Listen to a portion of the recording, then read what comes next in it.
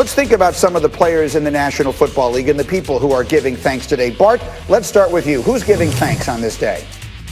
Well, Greeny, I'm going to go with Alex Smith because the athlete dies 2 deaths, and Alex Smith have an opportunity to come back and walk away from this game. Everybody else on this set was carried off and got walking papers. He has an opportunity to come back from a horrific injury where he almost lost his leg. He should be given thanks because he gets to ride off into the sunset on his own terms. Absolutely. We'll get to see him play today. That's well done. D. Wood, how about you? Who's giving thanks today? Yeah, I'm going to go with DeAndre Hopkins, and we all see that mess that's going down there with in Houston. And DeAndre Hopkins is playing at an elite level out there in the desert with Kyler Murray. I mean, they have 912 yards as a quarterback-receiver tandem, most in the National Football League. And most importantly, Greeny, he's playing for a contender with the Arizona Cardinals. We see how well they're playing as a ball club, so I'm sure he's really thankful to be out there in the desert. I'm with you. All right, I like that one. Dominique, how about you? I'd say the rest of the NFC, especially the defenses, because the Packers decided to go with that Manny Fresh style drafting and go hood rich and go for a quarterback when they could have used another receiver. I know how scary Aaron Rodgers is with his receiving core that he has now, but if you could imagine all those great receivers that were in the draft last year, you could have added one of those guys to the Packers situation. I think that the issues that they have on their defense will be much less of a concern because Aaron Rodgers might be putting up 40 a game. That's a very good one. I'm thankful to you for doing that one because I've been saying it all year long. All right, I'll tell you someone else who should be thankful, and that is Bruce Arians. He should be thankful for having Tom Brady as his quarterback. I want to play for you again Arians' blunt comments from Tuesday about Brady's accuracy. Listen to this. We've got the guys open. We just missed them. And there are times when coverage dictates you go to that guy. I think we can do a better job utilizing the deep ball in our game plan, more of or less of. So each and every week so different. But when they're there, we need to hit them. We can't have them going off our fingertips, and we can't overthrow them. Other than the deep ball, I think he's getting confused a few times with coverage. That might be causing some inaccurate balls, but I don't see it at all in practice. We're not missing the deep ball in practice, that's for sure. So it's just a matter on Sundays hitting them.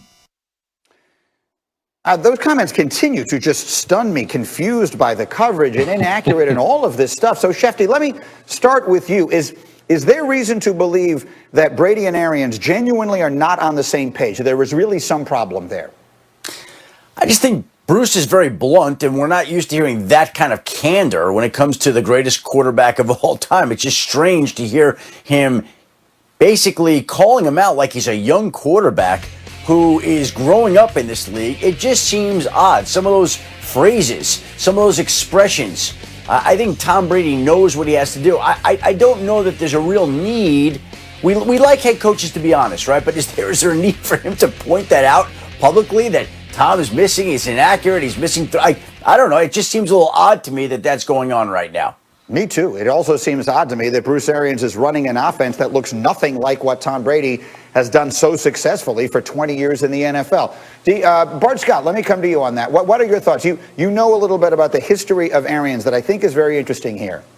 Right, Rob, saying if we want to start pointing things out, let's start pointing some things out about Bruce Arians. Why did Bruce Arians get ran out of Pittsburgh? Because he kept making Ben Roethlisberger a sitting target, a sitting duck.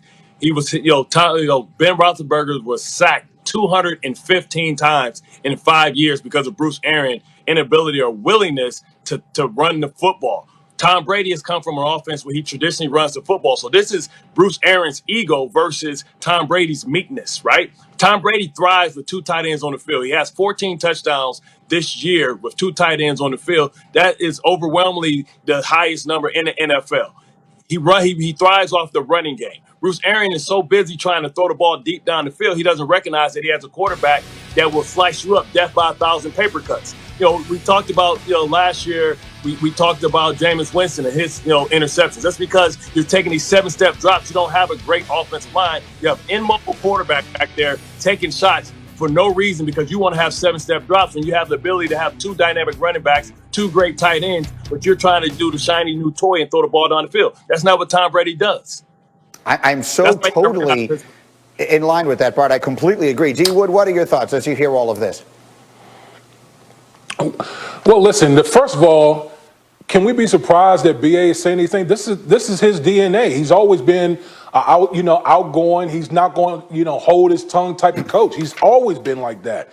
I understand it's Tom Brady, but that's what Tom Brady signed up for. Second, I don't know if BA lied. He didn't lie when he was saying anything. Tom Brady has 33 incompletions to open receivers. That's third most in the National Football League. And yes, I do agree with Bart that I think Bruce Arians needs to cater his offense more to Tom Brady. And it just leads me to believe, is Tom Brady in on these meetings where they're designing the game plan? I mean, because that was the way it was in New England. Like, Tom Brady and Bill Belichick would have meetings all throughout the week to make sure the game plans were catered to do the things that he was very good at. So this whole thing is real peculiar, and they need to get this thing straightened out. The Bucs going to be in trouble.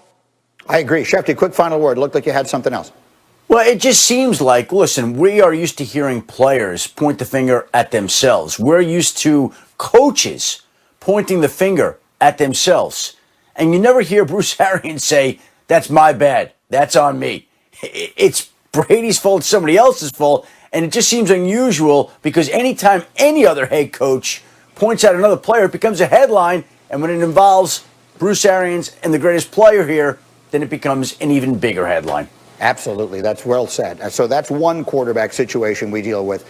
Let's get to another, and this is the one in Philadelphia, which is also very unusual. Now, the Eagles, of course, sit atop the NFC East standings, but that has not stopped a lot of people from calling for the benching of Carson Wentz. Yesterday, Doug Peterson talking about his struggling quarterback. Just watch and listen to this. Tough decisions have to be made in this business, whether it's a tough decision to move on from a player in the offseason, or the decision now to whether you're going to make the move at quarterback or not. You're not making that move, right, Doug, to a different quarterback? Not today on Wednesday, no. Okay, possibly for Monday? I'm focused right now on getting better today. I mean, okay. We're looking, I don't know. I mean, I would say no. Carson's your starter for Monday? Yes. Huh. Dominique, what? I mean, does he think that he's being deposed under oath? Was he subpoenaed by Tim McManus? Like, you don't have to tell the truth.